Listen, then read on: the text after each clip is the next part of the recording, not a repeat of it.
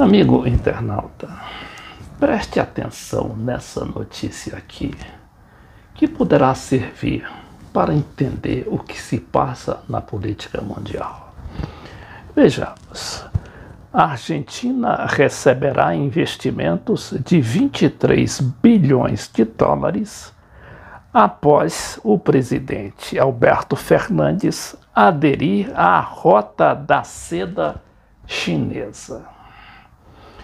E com tantos reveses dessa política americana no seu, que eles consideram quintal, né? A América Latina, depois de ter perdido as eleições no México, Argentina, Bolívia, que até reverteu um golpe de Estado, Peru, Chile, Honduras, e este ano tem eleições no Brasil e na Colômbia. E aí eu pergunto, volto a perguntar, e essas ameaças de sanções à Rússia, à China, e o que aconteceram com as sanções na Venezuela? Justamente houve um revertério. E aqui atrás de mim, né, tem uma notícia importante, dizendo que na Venezuela, segundo o observatório aqui de um site que é ligado ao Guaidó, o tal do presidente interino, dizendo que a variação da inflação desse mês foi de 4,8%.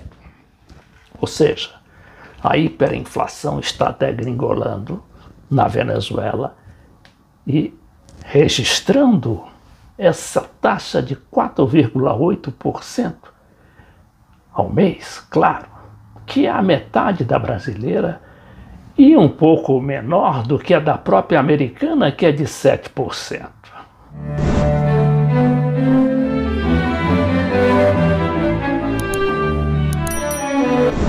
E aí eu volto à indagação. Estarão certos os Estados Unidos quando prometem, ameaçam sanções? E logo contra a Rússia, contra a China, que estão mais avançados que os Estados Unidos, tanto do ponto de vista militar, no caso da Rússia, quanto do ponto de vista tecnológico, que é o da China. Daqui a pouco a gente vai falar mais sobre Venezuela e do efeito bumerangue que aquelas sanções terríveis, dilapidadoras da economia venezuelana está provocando, não é? Bom, vejamos aqui esse material do site Brasil 247 falando sobre a viagem do presidente Alberto Fernandes a Pequim, depois de ter visitado o presidente da Rússia, o Vladimir Putin, que prometeu, né, trabalhar para a entrada do país no BRICS. Então diz que anúncio, não é, desse investimento de 23 bilhões de dólares na Argentina foi feito pelo presidente Alberto Fernandes após conversa com o líder chinês Xi Jinping. Aqui está o presidente, né, falando lá. E aqui diz o seguinte: a Argentina deu um passo importante para acelerar seu desenvolvimento econômico ao aderir à Rota da Seda, projeto liderado pela China, que financia projetos de infraestrutura nos países que se tornam seus grandes parceiros econômicos. Os Estados Unidos não podem mais competir com a China na África, né, que já dominou aquele território todo. Agora, também dificilmente vai reverter essa tendência na América Latina. E o que dizer da Europa? Da Europa, onde o investimento chinês já é imenso, inclusive na Alemanha.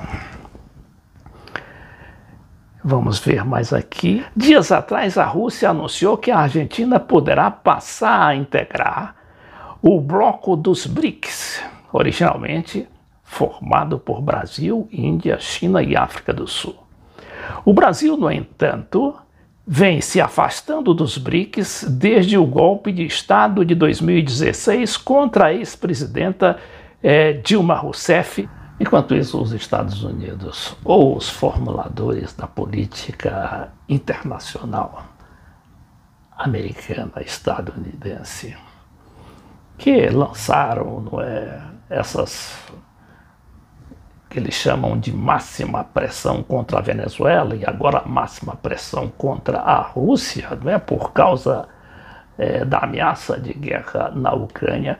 O que querem esses formuladores? Porque se a gente verificar aqui o que acaba de acontecer na Argentina, que vai ser, logicamente, o próximo alvo dessas sanções dos Estados Unidos.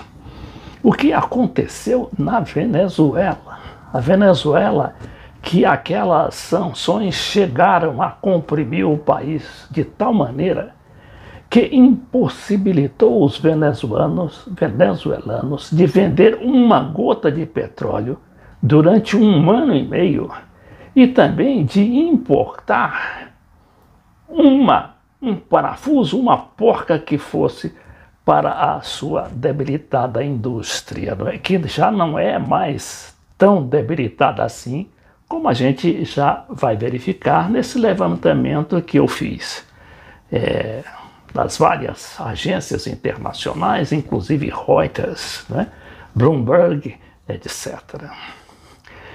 Então, dizendo aqui que o massacre na Venezuela, pretendido massacre que realmente aconteceu, porque houve uma desvalorização dos salários por causa dessas sanções, já que o país não tinha mais como sustentar a população, quer dizer, a maioria dos funcionários, tanto das empresas privadas quanto estatais. Os salários foram a um nível degradante, dizem que de 4 ou 5 dólares ao mês. Mas é claro que aquilo era compensado, com o metrô, que era de graça, não é mais. Com a gasolina, que era de graça, não é mais. Com o telefone, que era de graça. Então isso aí tem de ser relativizado. Mas a liderança do atual presidente Maduro, que com todo o legado que tem do Chávez e da Revolução Bolivariana, está aí nadando de braçada apesar das dificuldades, porque isso não foi conquistado à toa. Isto foi conquistado com mobilização permanente da população, de seus cientistas, de seus técnicos, de seus engenheiros, de seus médicos. Houve também um grande avanço aí na questão da vacina. A Venezuela já chegou a vacinar 93% de toda a sua população. Então vejamos mais o que aconteceu, Tem aí o fortalecimento do Maduro, que eles queriam derrubar, achavam que aquilo com um soprozinho daria para derrubar o Maduro e toda a estrutura bolivariana. Teve também o efeito da produção do petróleo, que chegou a um nível de 400 milhões de barris por dia. Antes tinha batido o recorde na época do Chávez de 3,2 bilhões de barris diários. Mas agora a Venezuela de repente aparece exportando 1 bilhão de petróleo para o mundo, apesar de todas as tais sanções americanas. Depois vem essa inflação, esta taxa aqui que a gente registrou de 4,8%.